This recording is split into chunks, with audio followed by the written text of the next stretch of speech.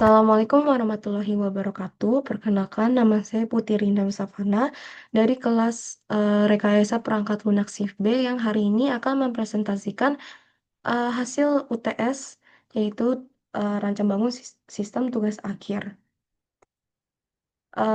Dalam UTS ini kami harus mempresentasikan hasil rancang bangun kita sendiri-sendiri, namun rancang bangun ini dirancang oleh saya dan kelompok-kelompok saya, yaitu mereka ada Raihan Christian Wewenkang, Putri Nafsafana, saya sendiri, Fadlian Rizky Noverio, dan Serena Mariana Lalangpuling. Nah, di sini saya ingin menjelaskan dulu 3 metode pengembangan yang sering digunakan untuk merancang sebuah aplikasi. Yang pertama itu adalah waterfall. Nah, metode waterfall ini adalah metode yang memiliki alur kerja yang terstruktur dan berurutan. Layaknya air terjun, prosesnya meliputi pengumpulan kebutuhan desain, implementasi, pengujian, hingga perilisan di mana setiap tahap harus selesai sebelum melanjutkan ke tahap berikutnya. Metode ini paling efektif untuk proyek yang persyaratannya sudah jelas sejak awal dan tidak akan berubah. Namun, fleksibilitasnya sangat rendah sehingga perubahan di tengah jalan tuh sangat sulit dan akan menghabiskan biaya yang lumayan mahal. Lalu lanjut yang kedua ada agile.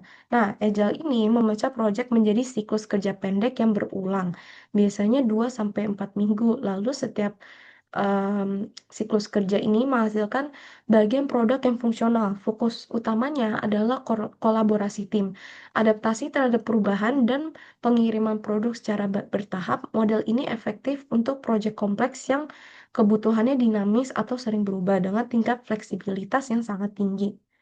Lalu ada siklus prototyping.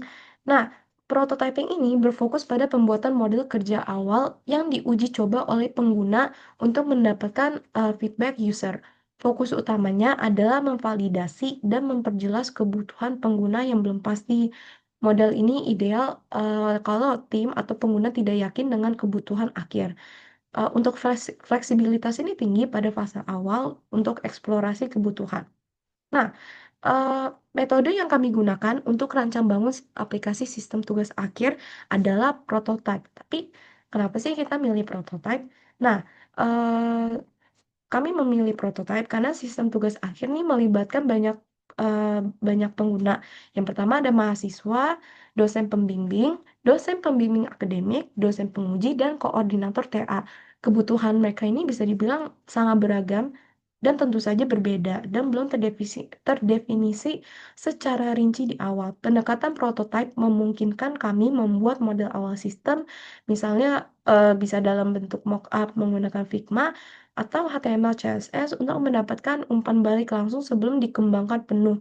Ini membantu menyempurnakan desain dan fungsi agar sesuai dengan kebutuhan nyata.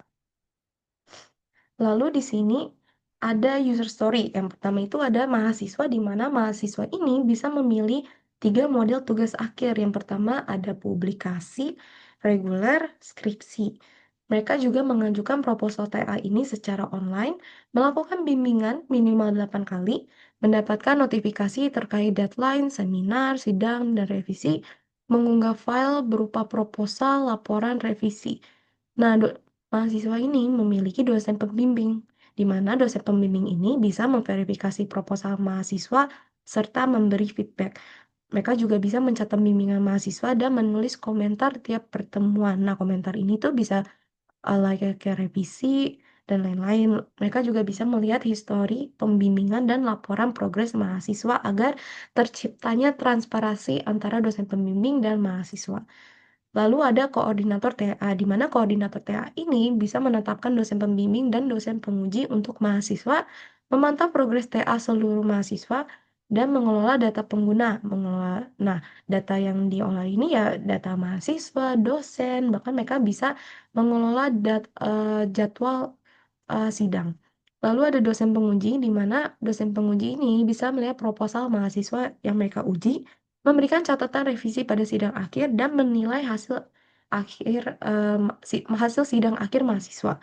Lalu dosen pembimbing akademik, mereka bisa menerima dan meninjau topik tugas akhir yang diajukan mahasiswa bimbingan akademik. Jadi, sebelum mahasiswa mendapatkan dosen pembimbing tugas akhir mereka, mereka ini melakukan bimbingan dengan dosen pembimbing akademik mereka untuk mengajukan topik TA mereka. Dan dosen pembimbing akademik ini bisa memberikan persetujuan atau revisi terhadap topik TA mahasiswa. Lalu ada di sini ada fitur dan fungsi produk. Yang pertama, fitur utama kita yaitu sudah pasti login SSO, yaitu autentikasi pengguna sesuai role mereka masing-masing, mahasiswa, dosen, koordinator. Setelah login, tiap role ini diarahkan ke dashboard sesuai hak akses mereka masing-masing. Jadi ya mahasiswa ke dashboard mahasiswa, koordinator TA ke koordinator TA, dosennya ke dashboard dosen sesuai dengan role mereka masing-masing. Lalu ada mengajukan topik dan mengupload proposal. Nah, mahasiswa ini memilih topik TA dan mengunggah proposalnya. Sistem ini menyimpan status baik submitted, verified, dan rejected. Verifikasi proposal. Dosen pembimbing memeriksa proposal dan memberi feedback untuk revisi atau persetujuan. Lalu ada log bimbingan dan upload draft. Nah, mahasiswa ini bisa mengunggah draft tiap sesi. Di mana kan setiap habis bimbingan pasti selalu akan ada update baru, komentar, revisi. Nah, mereka bisa mengunggah draft tiap sesi pada tiap sesi bimbingan. Dosen pembimbing itu juga bisa memberi komentar dan sistem akan menghitung jumlah bimbingan mereka, di mana kan mereka harus bimbingan 8 kali. Lalu ada manajemen jadwal seminar dan sidang. Nah, ini tuh koordinator menjadwalkan seminar proposal dan sidang akhir, di mana mereka tuh bisa mengatur ruang, waktu, dan penguji untuk mahasiswa. Lalu penilaian sidang dan revisi. Dosen penguji ini memberi nilai dan catatan revisi mahasiswa, mengunggah revisi final sebelum yudisium. Lalu ada tracking progress. Nah, di fitur ini, kami ingin menampilkan status setiap tahap tugas akhir dari proposal, bimbingan, sidang, revisi, yudisium, dan dilengkapi indikator kelulusan. Lalu ada notifikasi, di mana sistem ini memberikan notifikasi otomatis tentang jadwal revisi dan deadline. Lalu di sini ada penjelasan use case, di mana di sini tuh ada bermacam role, ada mahasiswa, dosen pembimbing, akademik, dosen pembimbing, dosen penguji, dan koordinator TA, di mana mahasiswa ini memiliki akses terluas pada alur TA. Fungsi utamanya adalah meliputi ajukan topik TA, daftar seminar proposal, daftar sidang akhir, log bimbingan, dan unggah draft, revisi dan unggah final, dan arsip dokumen. Mahasiswa juga terlibat dalam login dan kelola profil dan preferensi. Dosen pembimbing. Nah, dosen pembimbing ini berfungsi dalam aspek substansi dan review. Aktor ini memiliki kemampuan login, log bimbingan, unggah draft, dan review and comment. Dosen penguji berfokus pada aspek evaluasi. Aktor ini tuh memiliki akses ke penilaian, review and comment, dan menerima notifikasi terkait jadwal sidang. Lalu dosen PA. Perannya spesifik di fase awal, yaitu untuk meninjau dan memberikan persetujuan pada ajukan topik TA. Lalu ada koordinator TA atau prodi. Aktor ini berperan sebagai administrator sistem. Fungsi eksklusif koordinator meliputi penempatan pembimbing dan penguji, manajemen jadwal dan ruang, laporan progres dan ekspor, serta menerima notifikasi.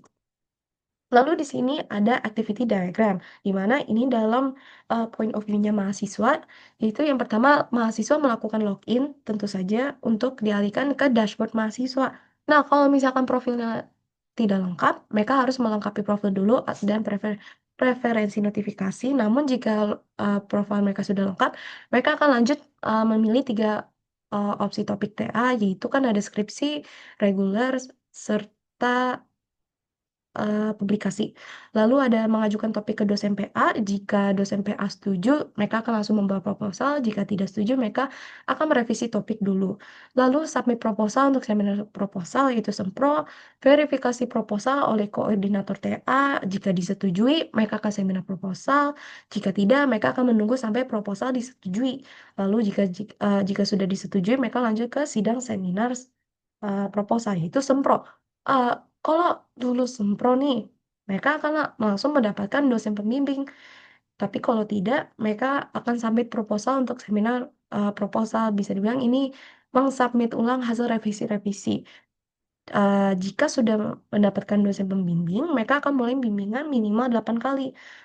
Nah, mereka ini bisa log bimbingan, yaitu unggah draft, komentar, versi. Mereka juga harus cek plagiasi. Lalu, jika mereka sudah selesai, mereka akan dinilai oleh pembimbing. Nah, kalau misalkan butuh perbaikan, mereka akan memberikan dulu. Lalu, jika mereka sudah melakukan bimbingan sampai 8 kali, mereka akan verifikasi pembimbing. Namun, jika tidak, mereka harus melakukan bimbingan dulu minimal 8 kali. Lalu, jika sudah melakukan bimbingan 8 kali, mereka akan submit daftar sidang akhir lengkap dengan berkasnya. Em, Lalu daftar sidang akhir. Nah, em, mereka setelah itu mereka akan melakukan sidang akhir. Jika mereka belum lulus, mereka melakukan perbaikan dulu. Namun jika lulus, mereka akan unggah naskah final dan kunci versi.